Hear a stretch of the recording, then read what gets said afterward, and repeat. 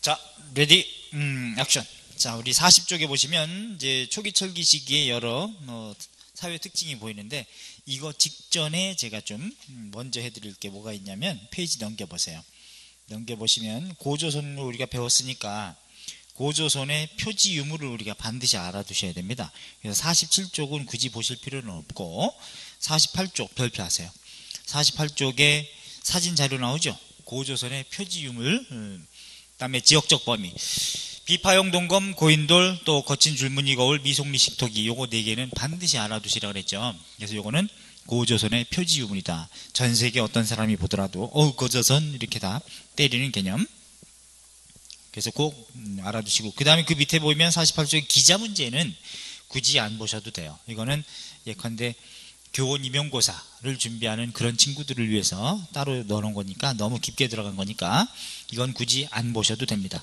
49쪽도 안 보셔도 되고, 대신 50쪽 넘겨보세요. 50쪽 넘겨보시면 위만조선 문제 있죠? 요건 한번 읽어보셔야 됩니다.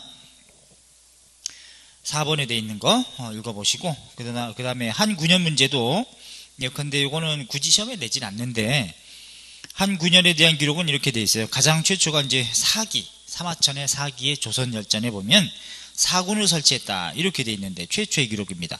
근데 한 사군의 명칭이 없어요. 없고, 나중에 또 사기 흉노열전에 보면 여기에도 이제 조선의 군을 설치했다는 기록이 있는데 여기도 사군의 명칭이 없어요. 한 사군의 명칭이.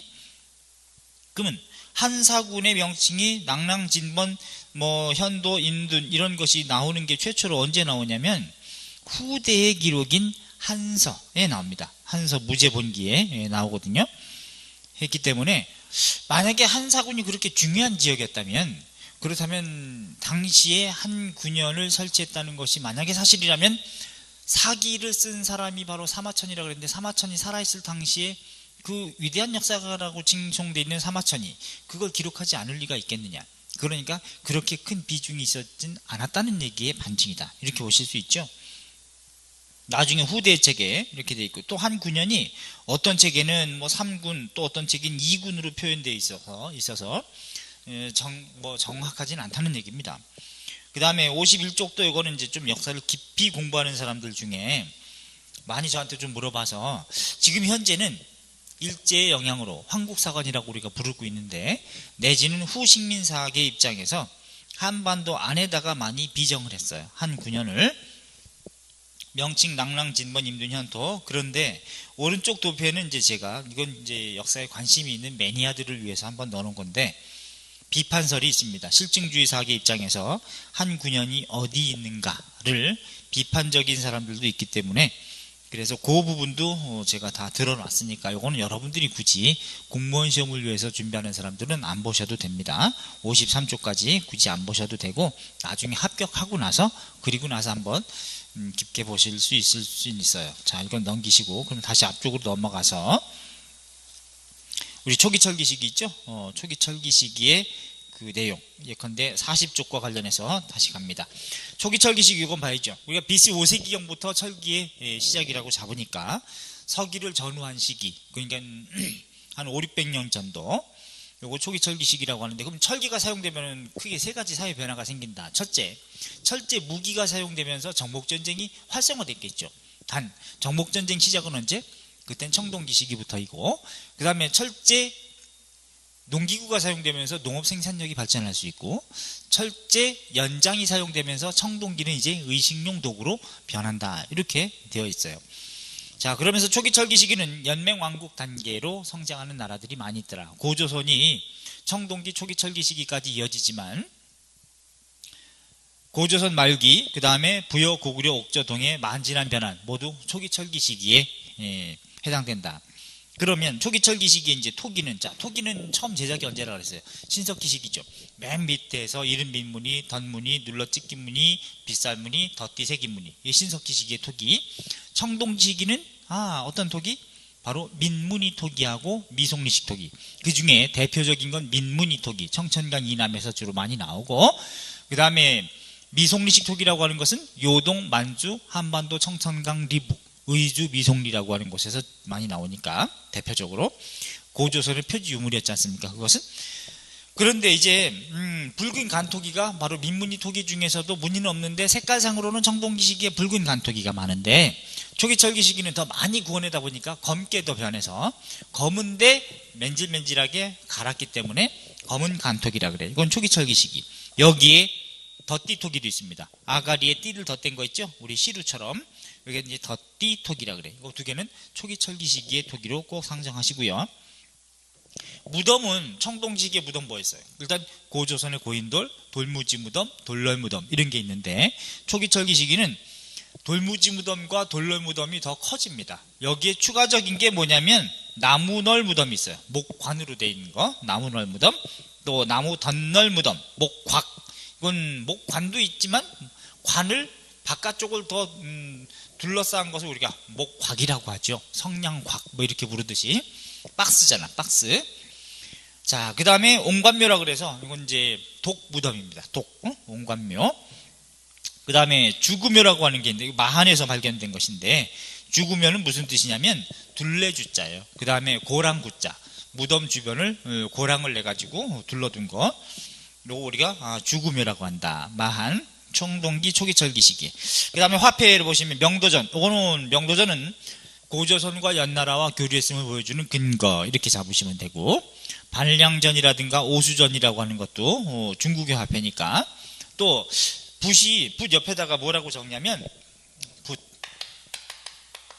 경남, 의창, 다호리, 경상남도 의창 다호리라는 마을에서 발견된 것이 바로 붓이 있기 때문에 중국과 교류가 이루어졌음을 보여준다는 근거지. 오른쪽에 있듯이. 또 창이 있는데 진과라 그래요. 진나라 때 쓰여졌던 창. 그래서 창과자 써서 어쨌든 지금 명도전, 반량전, 오수전, 붓창 이런 것들은 중국과 교류가 이루어졌고 또 한자가 일찌감치 들어와서 쓰였다는 걸 우리가 확인할 수 있다. 이렇게 보시면 되죠. 오케이. 자, 그 다음에 41쪽도 아셔야 돼요. 청동기 초기철기 시기의 예술. 이게 이제 신석기 시기 이후부터 청동기 초기철기까지 이어지는 개념인데 경상남도 내지는 바위그림 전체 중에 경남 울진, 지금 뭐 울산인데 대곡리 반구대 바위그림 별표하세요. 국보입니다. 이거 아주 중요하죠. 여기 탁본이 돼 있는데 왼쪽에 있는 건 사진 자료고 41쪽에 오른쪽은 탁본이 돼 있어요. 여기 보면 이 걸개 그림으로 이제 국립박물관 서울 용산에 여기 딱 걸개 그림으로 탁본해놨는데 그 사진입니다. 여기 보면 고래 같은 모습의 물고기도 보이고 고래 안에 정가운데 위에 보니까 또 물고기 해부해 본 거죠. 거기에 또 물고기가 이제 먹힌 거 있고 그 물고기 바로 위에 사람이 있어요. 왼쪽에 우리가 보기 왼쪽에 사람이 사냥하고 있는 모습 딱 보이고 사람 엉덩이 쪽에 뭐가 있습니까? 여기 뭐 거북이 같은 모양이 두 마리가 보이죠. 그 다음에 밑에도 물고기가 있는데 그 하단부 왼쪽에 보면 꼬리 달린 짐승도 보입니다. 그러니까 들짐승, 물고기 이런 것들이 있다는 얘기죠. 이건 다 그동안에 이 사람들이 잡았던 풍요와 좀 다산, 풍요를 비는 그런 사냥을 많이 기원하는 풍성한 수확을 비는 것으로 이렇게 보일 수 있죠. 아주 중요하다. 울주, 대곡리 바위그림. 그 다음에 밑에 보면은 또 뭐 있습니까? 바위그림 중에 경남 울산 천전리 바위그림. 요거는 상부와 하부로 나뉘어져 있는데 상부에 보면은 이렇게 아주 동심원 모양이라든가 또는 마른 목권 문양, 물결 무늬 이런 기항 무늬가 좀 새겨져 있고 그 다음에 오른쪽에 보면 하부에 보면은 신라 서석. 요거 별표하세요. 신라 서석이다 그래가지고 이건 철기식이나 뭐 청동기식에 만들어진 게 아니고 신라인들이 여기다가 새겨놓은 글. 바위면에다가. 근데 이 바위 그림의 전체는 뭐로 되어 있냐면은 선조로 되어 있습니다. 선조는 선으로 조각하고 있다는 얘기고 그 다음에 요조 형태입니다. 요조는 음각이라는 얘기죠. 그죠? 음각. 그러니까 도들새김이 아니라 파였다는 얘기죠. 이런 형태가 되어 있다는 거고 특히 신라 이 서석이라고 불리는 것은 뭐냐면 여기에 판독을 해보니까 당시 신라 사람들이 거기에 울주 천전리 계곡에 들러서 여기에 새겨놓은 거예요. 그러니까 그 당시의 기록이기 때문에 엄청난 역사적 사료적 가치가 높은 거죠. 당시의 기록이니까 이거 한번 딱 마주하는 순간 전율을 나는 느껴요. 정말 대단한데 여기에 이런 게 나옵니다. 신라 서석에는 신라 서석, 글을 새겨놓은 돌, 이라는 뜻인데, 여기에는 이렇게 되어 있습니다. 원명과 추명이 있는데, 원명은 원래 새겨져 놓은 것이고, 추명은 이제 나중에 추가해서 새겨놓은 것, 신라인들이. 여기 보니까 신라 왕계의 내용이 나와. 여기 뭐가 있냐면, 이 지증왕이 있고, 지증왕의 아들이 법흥왕입니다. 근데 법흥왕의 동생이 사부지 갈문왕이 있어. 사부지 갈문왕. 갈문왕이라고 하는 거는 이사금 단계에서부터 썼던 왕의 동생이나 장인을 따로 부르는 왕족을 갈문왕이라고 칭했어. 갈문왕. 왕족 중에 사부지 갈문왕이 법흥왕의 동생입니다. 동생인데 이 사부지 갈문왕이 여기에 들른 거예요. 여기에 누구랑 왔냐면 어사추여랑하고 함께 왔어. 여러 신하들과 더불어 어사추여랑이라고 하는 아름다운 매, 그러니까 매라는 건 여자라고 해서 어사추여랑이 여성입니다. 여성. 근데 이 어사추여랑이 이제 우리가 이 사람들이 그럼 여기에 이 울주 천전리 계곡에 바캉스를 온 거 아니냐, 신라인들이 그래놓고 여기에 기념한 게 아니냐 이런 생각도 했었지만 그건 아닌 걸로 보인다. 어쨌든 여러 신하와 어사추여랑이 여기 왔는데 둘이 뭐 사랑하는 관계라고 생각을 하고 있었는데 어떻게 보면 이 사람은 또 새로운 학설은 제사를 담당하는 제주의 기능을 하고 담당하는 사람이 아니냐 이렇게 보기도 하는데, 어쨌든 둘이 왔었어요. 왔는데 결국은 둘이 결혼하고 이런 건 아니고 아름다운 여성이라고 이렇게 되어 있는데, 나중에 요 법흥왕의 동생인 사부지 갈문왕은 누구랑 결혼하냐면 법흥왕의 딸이 있어. 법흥왕의 딸. 그 딸이 지몰시에비입니다. 지몰시에비. 이름이. 그 지몰시에비하고 사부지 갈문왕하고 결혼을 합니다. 결혼. 그러니까 지몰시에비는 삼촌하고 결혼하게 된 거죠. 그러면서 여기서 태어난 애가 있다고. 여기서 태어난 애가 있는데 그게 누구냐면 진흥왕이야. 진흥왕. 그러니까 지몰시에비는 진흥왕의 어머니로서 지도부인이라고도 불리는데, 그러면 진흥왕은 어떤 족보가 되는 겁니까? 법흥왕의 외손자면서 친족화가 되는 거죠. 이런 족보 내용을 여기서 확인할 수 있는데, 이거는 다른 기록에도 확인이 돼요. 그러니까 이게 타당하다. 진흥왕은 삼국사기하고 삼국유사하고 즉위 연도가 다릅니다. 그래서 삼국사기는 7살에 즉위했다. 반면에 삼국유사에서는 15살에 즉위했다. 이렇게 돼 있지만 아마 여러 정황으로 봤을 때는 삼국유사설이 더 타당하다고 보여져요. 이게 정설로 굳어지는 15세에 즉위한 걸로 보이는데, 어쨌거나 이런 관계를 보여준다는 얘기예요. 그래서 나중에 사부지 갈문왕이 죽고 나서 진흥왕하고 지몰시에비가 여기 또 들러요. 여기 또 들러서 추명을 기록하는 거야. 추가해서 옛날에 사부지 갈문왕 자기 아버지하고 어사추여랑이 여기 왔었다 이런 기록이 여기 있는데, 만약에 이 둘이 러버 관계라면 지몰시에비하고 진흥왕이 여기 와서 그걸 추억하고 다시 기록할 리는 없을 것이다. 그러므로 바캉스는 아닌 것이다는 얘기죠. 이렇게 어쨌든 보여지는데, 이런 족보 내용도 나오고, 또 하나 중요한 여기서 신라는 육부 연합체제죠. 그래서 사로 6천장이 혁거세를 왕으로 만들었다는 것이 신라의 건국 설화니까. 그런데 희한하게도 이 지증왕하고 사부지 갈문왕은 신라 육부 중에서 사회부라고 어떤 부소속이 사회부 소속이에요. 사부지 갈문왕도 사회부입니다. 사회부. 이건 나중에 사량부라는 명칭으로 바뀌는데, 어쨌든 회라는 건 탁이라고도 한자가 읽히기 때문에 사회부 내지는 사탁부 이렇게도 불려요. 그래서 아버지하고 아들이 같은 부인데, 희한하게도 법흥왕은 어느 부를 칭하고 있냐면 회부라고 칭하고 있습니다. 회부라고 칭해요. 회부 혹은 탁부, 나중에 양부라고 바뀌는데 이렇게 바뀐단 말이에요. 그렇다면 희한하게도 이게 지증왕부터 6세기 시작인데, 6세기 시작, 예? 희한하게도 부자지간인데 사부지 갈문왕하고는 같은 부지만 법흥왕은 회부 소속이라고 되어 있단 말이죠. 하기 때문에 이건 어떤 모습을 보여주고 있느냐, 아직도 신라는 육부 연맹 관계구나 라는 걸 보여주는 게 아니냐, 이렇게 이제 나오고 있는 거예요. 희한하죠? 그래서 이게 다른 비문에도 나옵니다. 이게 그래서 이것도 꼭 아셔야 돼. 서로 부자지간에 혹은 형제지간에 칭하는 부가 다르다. 이것도 시험에 나왔어요. 기출문제로 나왔기 때문에 이것도 알아두셔야 됩니다. 요게 바로 울주 천전리 바위그림 내지는 여기에 신라 서석에 기록되어 있는 내용이다는 얘기입니다. 이게 41쪽에 나오는 거 있죠?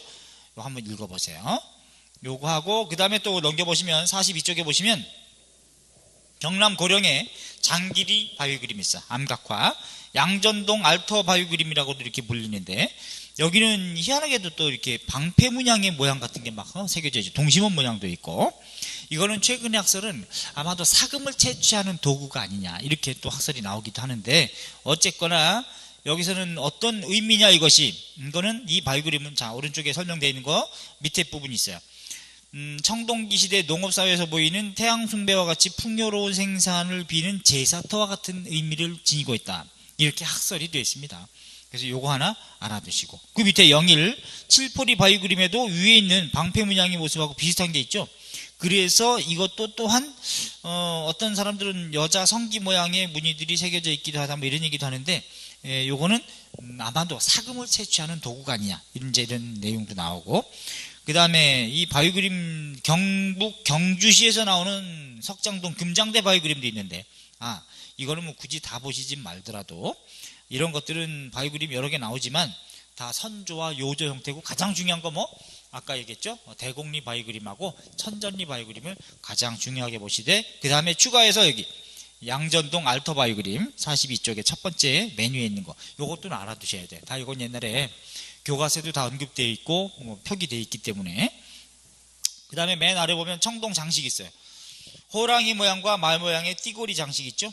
이거는 청동기 초기철기 시기의 유물이다, 이렇게 알아두는 재료로만 잡으시면 됩니다. 자, 그 다음에 오른쪽에 43쪽은 이건 통과하시되, 넘겨서 이제는 자, 청동기 초기철기 시기의 고조선과 이렇게 봤다면 이제 54쪽부터 보실 차례입니다. 우리 교재 있죠.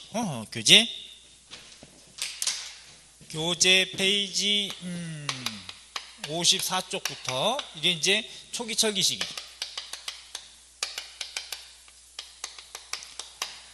연맹왕국 단계. 연맹왕국 단계. 고조선이 망하기 전에부터 있었던 나라도 있습니다. 예컨대 어떤 나라가 있었어요? 뭐 동해 같은 경우는 조선의 동쪽에 이미 살고 있었지 않습니까? 이런 나라가 있는데, 이 우후죽순처럼 많은 나라들이 이렇게 발생하는데, 지난 시간에 잠깐 언급을 했죠. 사회 발전 단계는 우리 55쪽에 보시면 무리사회, 구석기 문화 단계, 신석기 사회 단계에서는 뭐라 그랬어요? 시족 중심의 부족 사회. 그런 다음에 청동기 사회에서는 시기에는 부족 연맹체 사회. 그런 다음에 국가가 발생하더라. 청동기 시기에 국가 발생, 성읍국가 내지는 군장국가라고 칭하고, 고조선은 여기서부터 시작해서 초기철기 시기까지 이어진 나라죠. 그 다음에 우리 이제 연맹왕국 단계, 초기철기 시기, 고조선 후기 및 부여, 고구려, 옥저동의 만진한 변환, 이제 이런 나라들을 얘기한다. 그 다음에 이제 나중에 삼국시기부터는 중앙집권 국가라고 합니다. 그럼 연맹왕국이라는 건 뭐냐? 이렇게 상정을 해요. 연맹왕국은 연맹체 속에서 센 애가 왕이 된다, 이게 연맹왕국이거든. 하기 때문에 왕은 있다고 보고, 왕권은 아직은 미약한 단계, 이거 우리가 연맹왕국 단계라고 보는데, 부여와 고구려는 같은 계통이죠. 그 다음에 고구려와 백제도 같은 계통이고, 하기 때문에 부여, 고구려, 백제 모두 오부체제에서 시작이 되는데, 이것의 대표적인 이제 그림 모형이 뭐냐면 부여의 사출도입니다. 부여의 사출도라고 하는 거는 네 갈래로 넉사자에 출, 나 있는 길이라는 뜻이지. 사출도 하니까 왕부가 있어요. 왕부. 왕이 통치하는 바운더리가 있고, 왕 밑에도 자기 부를 관장하는 관리들이 또 있다고. 관리. 그 다음에 동서남북으로 길이 나 있는 겁니다. 쭉 이렇게 길이 나 있죠. 그래서 여기는 왕보다는 작은 규모, 마가. 근데 얘도 여기 작은 관리가 있어. 여기는 우가, 말을 상징하는 이제 군장이고, 우가는 소를 상징하는 군장인데, 여기도 관리가 있어. 자기 부를 관장하는. 그런 다음에 저가는 돼지죠. 돼지. 요거는 또 관리도 있어. 자기 밑에. 그 다음에 여기는 구가는 예컨대 개구자입니다. 요 밑에도 관리가 있습니다. 그 관리는 모두 마가, 우가, 저가, 구가든지 간에 여기도 관리가 있고 여기도 관리가 있는데, 대사자, 사자라고 하는 건 뭐 심부름하는 애, 이런 의미가 되지 않습니까? 여기서도 사자가 있습니다. 사자. 여기서도 이제 사자들이 있는데, 얘네들은 모두 보고가 돼야 돼요. 왕부의 보고가 돼야 된다. 보고. 얘네들도 관리들은 보고, 얘네들도 보고 이렇게 가야 되는데 결국은 왕은 있는데 왕권은 미약해가지고 사출도를 보니까 여기서 몇 부족 연맹체입니까? 5부 연맹이다. 그지? 5부 연맹체라는 걸 알 수 있고 4부족 연맹체 그러면 안 돼 또. 5부 연맹체입니다. 그런 다음에 여기는 연맹왕국이라는 것이고 연맹왕국. 그런 다음에 토템도 엿볼 수 있다. 그지? 토템이라는 건 이제 특정 동식물을 상징하는, 숭배하는 이런 전통을 토테미즘이라고 하니까 요걸 알 수 있다는 얘기. 사출도를 통해서 사부적 연맹체 이러면 안 되고요. 그러면 이 중에 이런 바운더리를 가지고 있는 것이 바로 연맹왕국의 형태인데 그러면 고구려도 이 영향하에 5부 연맹체입니다. 소노부, 계루부, 전로부, 순노부, 관노부. 백제도 한성시기의 5부 연맹체입니다. 나중에 사비시기의 5부 오방체제 뭐 그렇게 가지 않습니까? 똑같이 5부 체제. 자, 그러면 여기에서 이런 모형일 때 여기의 사자와 왕부의 사자 중에서 누가 셀까요? 당연히 왕부의 사자가 세죠. 같은 구급 공무원이라도 청와대 근무하는 것과 동사무소에 근무하는 것은 파워가 다를 수 있잖아. 하기 때문에 얘네가 더 세다 이렇게 보시고, 그럼 왕하고 가하고 직접 다이다이 붙으면 왕이 이깁니다. 그런데 야 전쟁하자 해가지고 다 전쟁, 얘네도 군대 보내고 얘네도 군대 다 보내가지고 같이 전쟁했는데 그런데 깨졌어. 그럴 경우는 왕하고 여러 가하고 싸우지 않습니까? 전쟁의 패전의 책임을 왕에게 넘기고 그런 다음엔 왕도 죽이거나 교체시켰다 그래.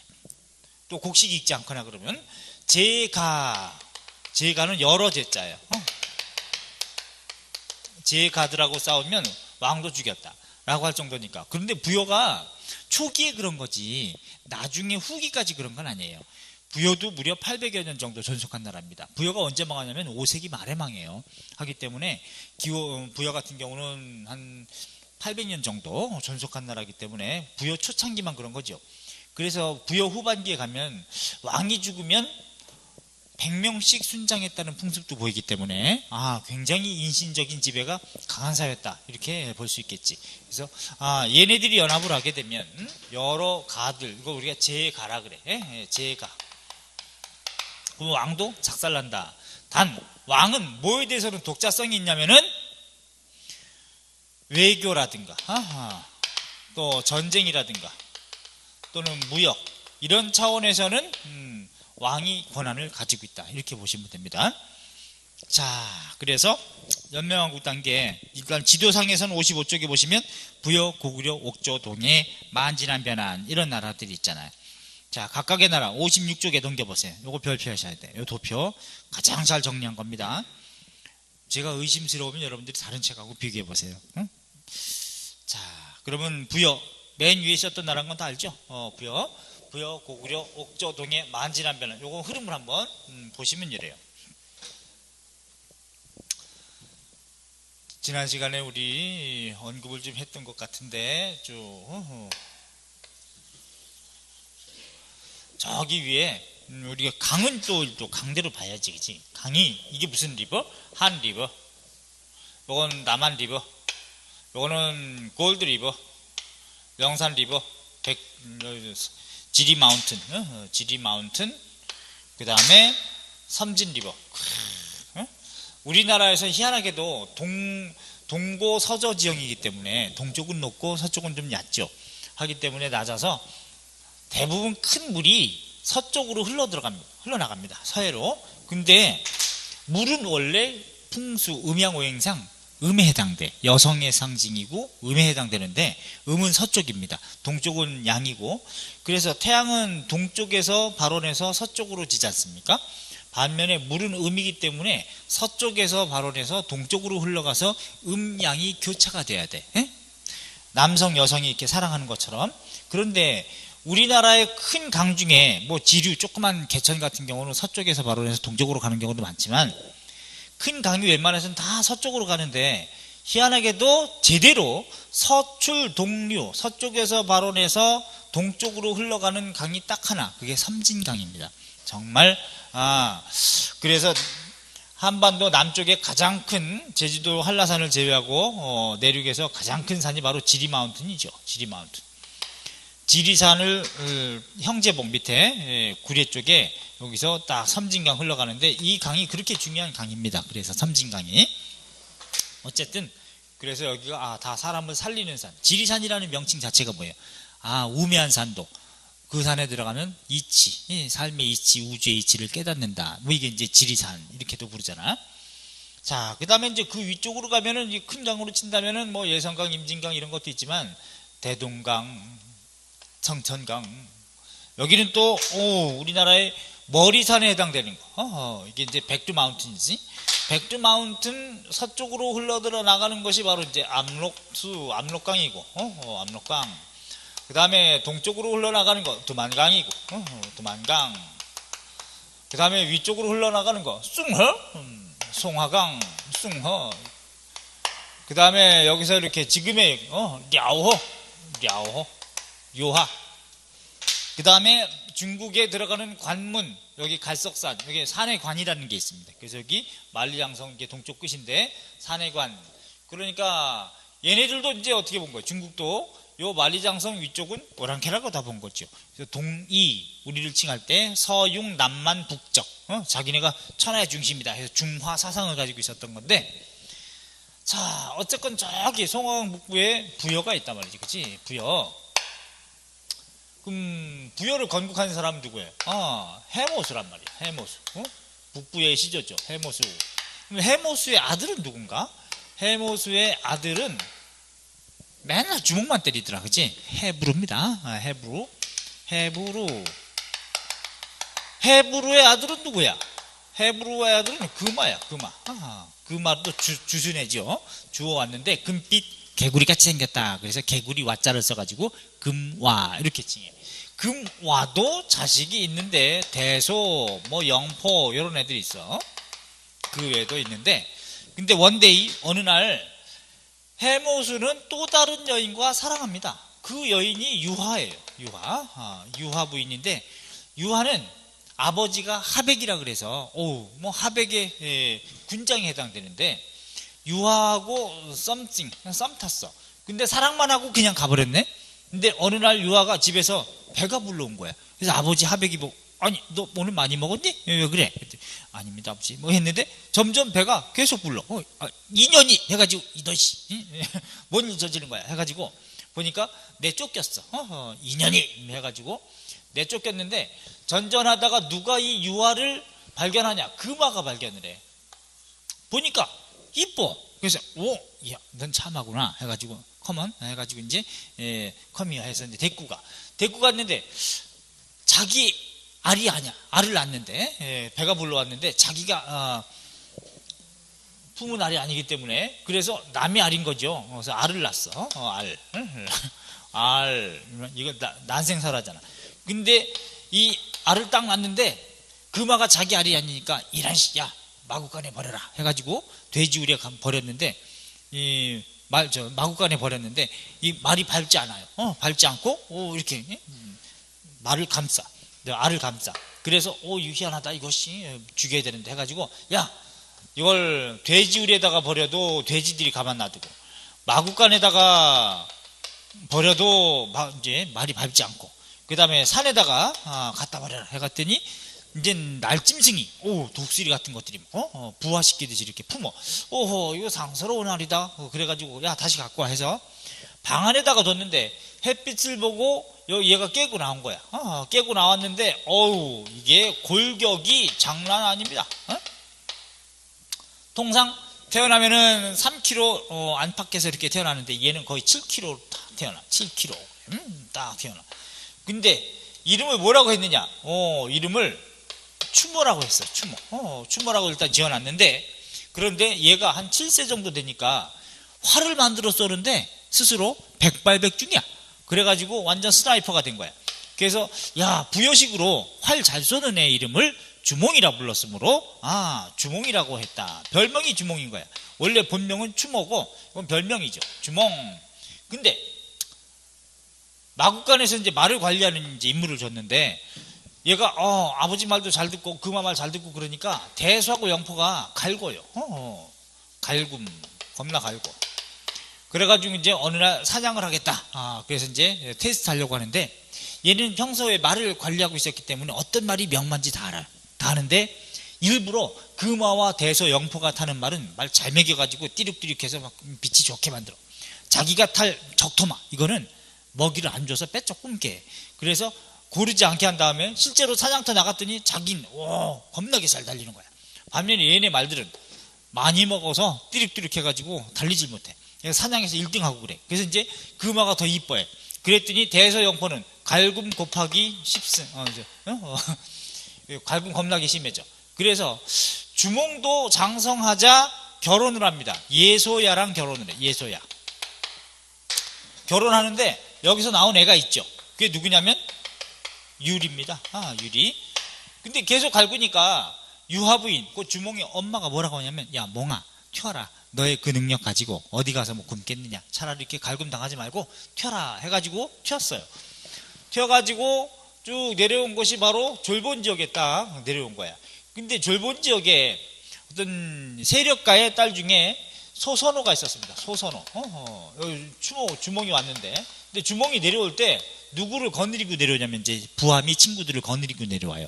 그게 바로 누구냐? 오이, 마리, 협보야. 오이, 마리, 협보. 나중에 모팔모라는 애도 이제 오는데, 협보 이런 애들 막 데리고 와. 근데 추격군이 막 쫓아오는데 그 강을 건너야 되는데 바로 주몽이 뭐라고 이제 요구하느냐면 활하고 막 두드려가지고 강물에다가 팍팍팍팍 두드리면서, 얘들아 날 도와줘. 나는 천재의 아들 해모수의 아들이며 그 다음에 하백의 딸 유아부인의 아들이다. 도와줘라. 했더니 뭐 자라 거북이 톡 뭐 이런 애들 막 붕어 막 올라와서 다리를 놔줘요. 해가지고 충충충충 건너가. 근데 추격군도 그걸 보고 이런 야 얘들아 니네들 떠올라. 붕어야. 그랬더니 붕어가 안 떠올라. 그래가지고 이제 따돌리고 왔는데 여기 졸본 지역에 정착을 한 거예요. 졸본 지역에 정착했는데 소선호가 또 이쁘네. 근데 소선호는 누구랑 결혼했냐면 이미 우태랑 결혼했었어요. 그래서 우태하고 결혼해서 나온 애가 바로 비류라는 큰 애하고 온조라는 작은 애가 있었어.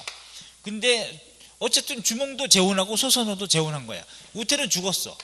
죽었기 때문에 둘이 결혼했는데 나중에 도망올 때 주몽이 자기 친아들인 유리한테 이제 떠나갈 때 뭐라고 했냐면 단검을 줬죠. 칼 딱 부러뜨려가지고, 자 아들아 부자지간에 진표로 삼으리라 해가지고 이렇게 딱 칼을 주고, 그리고 이제 나중에 만나자 해서 왔는데 어느 날 유리가 찾아와요. 아버지 하고 찾아와. 그랬더니 이게 어디다 대고 그러니까 딱 칼을 보여줘. 그랬더니 아니 이것은 해가지고 자기가 품고 있던 칼 부러뜨린 거 딱 맞춰봤더니 띵 딱 맞는 거야. 그래서 아들아 해가지고 이제 이뻐하는 거지. 그래서 유리를 사랑하니까 이제는 비류하고 온조도 이제 또 약간 이거 뭐야 소외감 들어. 소선호가 뭐라 그래? 엄마가 친엄마가 얘들아 튀어라 해가지고 요 셋이 또 튀어. 소선호가 아들 데리고 비류 온조 데리고 튀어. 쭉 오는데 학설이 두 개야. 이렇게 내려왔다 아니면 산둥반도 거쳐서 이렇게 들어왔다. 이 두 가지인데 어쨌든 그건 몰라도 돼. 자 와가지고 비류는 인천 쪽 미추홀에 정착하고 온조는 같이 왔다가 여기서 더 거슬러 올라가지고 한강역까지 거슬러 올라갑니다. 그래서 여기에 열신하를 거느리고 왔기 때문에 나라를 도읍했는데 십제라고 했다. 근데 사람들이 많이 모여. 왜냐하면 여기는 롯데월드가 있었거든요. 롯데월드가 있으니까 재밌겠지. 그래서 많이 사람들이 모여가지고 백제가 됐다는 얘기야. 국호가 십제가 백제가 된 거야. 백제. 그래서 이제 형제설화를 보여줘. 자 그러면 지금 제가 얘기한 것처럼 부여와 그 다음에 고구려. 여기서 이제 어떻게 고구려가 됐느냐. 원래는요 구려예요. 구리예요. 구리. 졸본 지역에 구리라는 나라가 있었습니다. 구리. 구리인데 한자로 쓰다 보니까 구려라고 한 거지. 구려. 근데 주몽 단계에서 더 세졌기 때문에 높이 솟아났다. 그래서 솥구리가 된 거야. 솥구리. 솥구리는 높을 고자를 써서 고구려라고 칭했던 것이죠. 고구려. 높을 고자. 그래서 고구려가 됐다는 얘기인데, 그러면 부여의 일족이었던 세력이 내려와서 졸본 지역에 고구려를 건국했고, 고구려의 일족이었던 세력이 내려와서 또 백제를 건국했으니까 부여와 고구려, 고구려와 백제는 같은 계통임을 건국 설화에서도 보여준다. 오케이? 예, 자처했음을. 그러니까 이게 또 오부 체제가 되는 거예요. 오케이. 자, 그럼 이 둘이 같은 계통, 이 둘이 같은 계통, 이게 동계의식이라고 하는데, 아주 시험에 또 잘 나오는 게 뭡니까? 건국설화가 그렇고 같은 계통을 보여주는 근거. 또 하나 뭐야? 무덤 양식이 고구려 만주 지역에 있었던 몇천 기의 무덤 양식이 돌무지 무덤인데, 백제 한성 시기의 무덤 양식 돌무지 무덤이더라. 석촌동 고분이. 무덤 양식은 쉽게 바뀌는 게 아니죠. 그런 전통 때문에. 같은 계통이다. 또 오부체제라는 거, 건국설화, 무덤 양식. 그 다음에 중국에서도 양맥이라고 표현하고 있다. 같은 예맥족이다 라고 불러주고 있다는 점. 또 백제 왕이 즉위할 때는 동명성왕이라고 하는 고주몽 있죠. 주몽의 사당에서 임시사당, 가묘라 그래. 그걸 사당을 설치하고 거기서 백제왕 즉위식을 거행합니다. 같은 시조신을 숭배하고 있다는 얘기지. 그지? 자, 그 다음에 계로왕이 4세기에 계로왕이 북위라는 나라에 보낸 국서, 외교문서에도 보니까 뭐라고 되어 있습니까? 그때도 계로 475년이죠. 475년 5세기지. 이 계로왕이 북위에 보낸 국서에 475년, 요때도 뭐라고 됐냐? 같은 예맥족으로서 같은 형제지간이었다, 이렇게 표현하고 있다. 그래서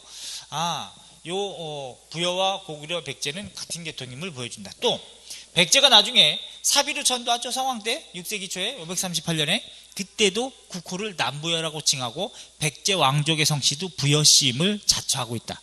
이거 나중에 정리할 거예요. 요 두 부여와 고구려가 같은 계통임을 보여주는 근거, 또 고구려와 백제가 같은 계통을 보여주는 근거, 또는 부여와 백제가 같은 계통임을 보여주는 근거, 요거 나중에 정리할 겁니다. 시험 문제거리지. 자, 그런 다음에 이제 여기는 어떤 나라? 아까 얘기했죠? 강릉부터 원산만 일대에 동해라는 나라를 상정한다. 개마고 밑에 여기에 옥저라는 나라를 현재 상정하고 배우게 돼 있다. 또 한강 이남 중에 아마도 후사만이라고 보여지는데, 여기에 단위 정치체로서 54개의 여러 나라들이 있는데, 옹기종기 올망졸망, 경기, 충청, 전라도, 여기 54국인데 이걸 통틀어서 마한이라고 부르더라. 54개 나라로 돼 있어요. 54국 통틀어서. 그런 다음에 낙동강 서쪽에 자리 잡은 옹기종기 잡은 12개 나라, 이걸 변한이라고 하더라. 변한 12개 나라, 12국, 변한 12국. 그 다음에 경주 평야를 중심으로 자리 잡은 12개 작은 나라, 이걸 진한이라고 하더라. 12개 나라로 돼 있죠. 그러면 마한이 가장 셌겠지, 그치? 왜? 54개국의 연맹이니까. 그러면 이 중에서 가장 셌던 게 바로 목지국이 제일 셌다. 목지국이 가장 셌고, 그러니까 목지국이 마한을 이끌겠죠. 마한이 사만을 영도 이끌겠지, 그치? 그 다음에 변한 12개국 중에서는 가야국이 제일 셌어요. 가야국. 구야라고도 합니다. 진한 12개 나라 중에서는 사로국이 셌어. 사로국. 이게 셌는데, 사로국은 나중에 뭐가 되나요? 사로국은 나중에 신라가 된다, 그치? 신라가 되는 것은 6세기 지증왕 때 신라라고 국호를 바꾸지 않습니까? 가야국이 나중에 세가지고 육가야가 됩니다. 육가야. 근데 신라한테 먹히지, 그치? 나중에 신라한테 병합이 되더라. 6세기 금관가야가 먼저 먹히고 대가야가 30년 뒤에 먹힙니다. 562년에 대가야가 먹혀. 요거는 버풍왕 때, 요거는 대가야는 진흥왕 때 먹히는 거지.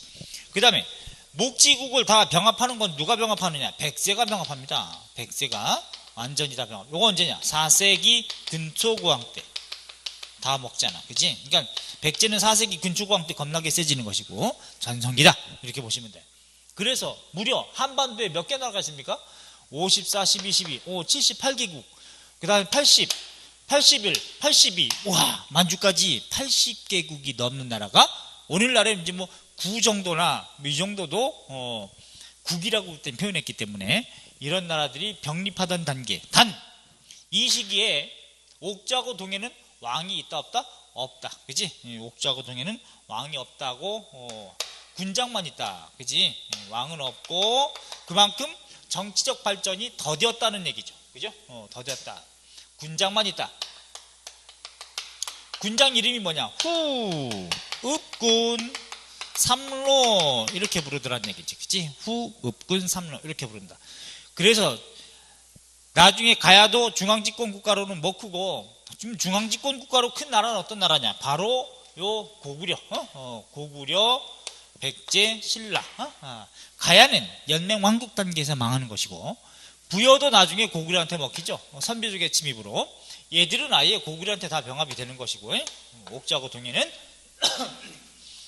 그래서 동해도 최종적으로 광개토대왕한테 다 먹히고 뭐 이러다 보니까, 그래서 나중에 삼국시기가 되면 이제 중앙집권 국가 이렇게 갈 건데, 그럼 이제 우리가 뭐 봐야 되는 겁니까? 이런 나라별로 중앙집권 국가로 컸던 나라, 그 다음에 못 컸고 연맹왕국 단계에서 망한 나라, 또 연맹왕국으로까지 성장하지 못한 나라, 이런 나라까지 확인했다면, 그걸 이제 하나씩 각각 어떤 나라가 있는지, 또 그 나라의 정치, 경제, 사회, 문화적 특징은 뭔지 알아야죠. 부여의 정치, 경제, 사회, 문화, 고구려의 정치, 경제, 사회, 문화, 그 다음에 삼한의 정치, 경제, 사회, 문화, 옥저동의 정치, 경제, 사회, 문화, 이걸 정리한 게 바로 여러분 교재 56쪽. 아주 별표 다 따블. 알았죠? 자, 56쪽에 부여, 고구려, 옥저동의 삼한에 대해서 볼 겁니다. 잠깐 쉬었다 정리할게요.